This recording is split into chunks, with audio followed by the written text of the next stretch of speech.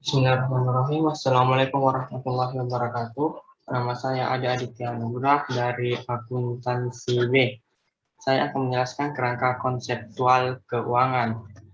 Kerangka konseptual keuangan adalah sebuah sistem atau konsep yang dibuat untuk membuat pelaporan keuangan yang sesuai dengan sistem-sistem yang telah ditentukan. Kerangka konseptual keuangan bertujuan untuk memberikan informasi kepada pihak internal atau eksternal di sebuah perusahaan. Tujuan laporan keuangan adalah untuk memberikan informasi baik itu kepada kreditor maupun investor, memberikan atau dapat untuk menilai suatu proses arus kas baik itu masuknya atau keluarnya arus kas, dan mengamankan sumber daya ekonomis. Selanjutnya yaitu karakteristik kualitatif kerangka konseptual yang benar. Dapat kita lihat di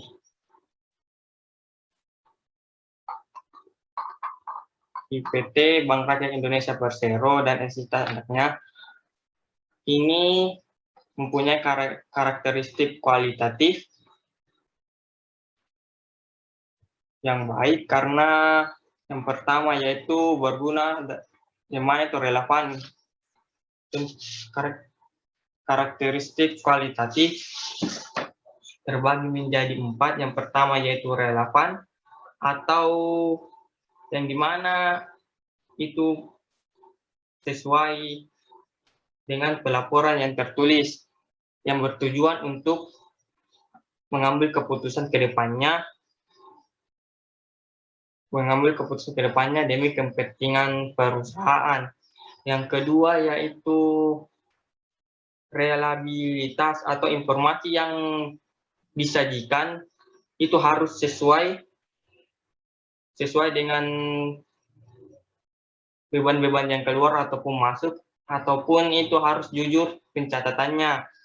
Yang ketiga yaitu komparabilitas atau penyajian pencatatannya itu dapat dibandingkan dengan tahun-tahun sebelumnya, seperti yang di sini pada tahun 2019 dan 2020. Yang terakhir dalam karakteristik kualitatif yaitu kita harus konsisten. Maksudnya di sini yaitu harus sama prinsip pencatatannya, yang tahun ini dan tahun sebelumnya tidak harus sama dan tidak boleh berbeda.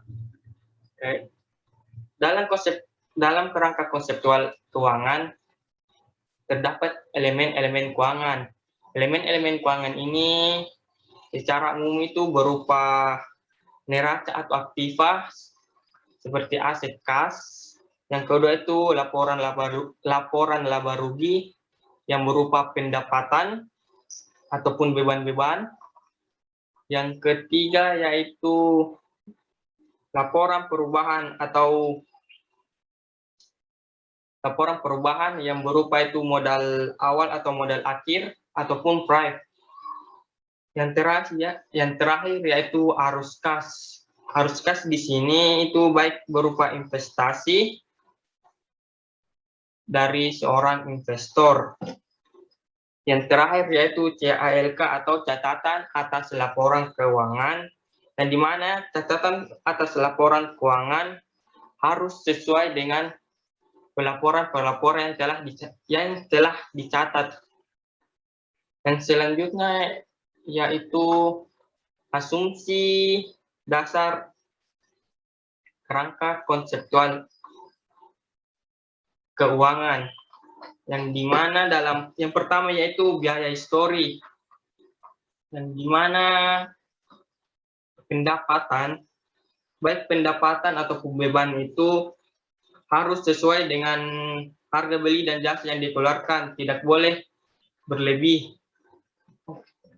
Yang dimana jasa, baik itu jasa ataupun barang, harus sesuai dengan harganya. Yang kedua yaitu kelangsungan usaha, yang dimana kita harus yakin perusahaan kita itu dapat bertahan untuk tahun selanjutnya. Yang ketiga yaitu unit moneter atau transaksinya harus menggunakan uang. Yang terakhir yaitu periodisitas atau laporan keuangannya dilaporkan tepat waktu sesuai dengan jangka-jangka yang ditentukan oleh setiap perusahaan. Di sini mereka melaporkannya yaitu setiap setahun sekali, seperti tanggal 31 Desember 2019 dan tahun selanjutnya yaitu 31 Desember 2020, di mana jangka waktunya sekitar setahun. Yang kedua yaitu prinsip dasarnya, yang dimana yang pertama itu biaya histori, dan yang kedua itu pengakuan pendapatan. Pengakuan pendapatan di sini maksudnya transaksinya itu harus sudah terjadi dan kita sudah menerima kasnya. Tidak boleh yang belum terjadi ataupun masih dalam pembicaraan. Yang terakhir yaitu pengakuan pendapatan harus dipertemukan dengan beban yang dikeluarkan. Maksudnya di sini kita harus mengetahui berapa pendapatan yang kita dapatkan pada tahun ini dan tahun sebelumnya dan beban yang dikeluarkan sebesar berapa sehingga kita dapat menghitungnya dengan mudah. Yang terakhir dari prinsip dasar yaitu pengungkapan penuh. Maksudnya di sini semua pelaporan harus sesuai dengan karakteristik kualitatif atau informasinya itu harus tepat dan jujur, komparabilitas atau dapat dibandingkan dengan tahun-tahun sebelumnya, dan di dalamnya terdapat elemen-elemen keuangan seperti neraca, laporan laba rugi, laporan perubahan kas dan arus kas, serta catatan atas laporan keuangan. Dalam kerangka konseptual keuangan pasti mendapatkan hambatan. Hambatan yang di sini itu yang pertama itu biaya manfaat, yang dimana saat kita memperoleh sebuah manfaat dan mengeluarkan biaya, manfaatnya itu harus lebih besar daripada biaya yang dikeluarkan agar kita tidak mengalami kerugian. Yang kedua yaitu materialitas. Maksudnya di sini kita harus mencatat dengan benar dan tidak mengalami kesalahan, baik itu dalam perhitungannya, agar tidak terjadi hal-hal yang tidak diinginkan. Yang ketiga yaitu kekhasan industri. Maksudnya di sini itu industri tersebut apakah dalam industri perdagangan ataupun industri jasa. Yang terakhir yaitu konsisten. Maksudnya di sini sebuah perusahaan harus melaporkan pelaporan keuangannya secara konsisten agar perusahaan tersebut dapat mengambil keputusan selanjutnya yang baik untuk kepentingan perusahaan tersebut. Baiklah, inilah hasil saya. Mohon maaf bila ada salah. Wabillahi taufiq wal hidayah. Assalamualaikum warahmatullahi wabarakatuh.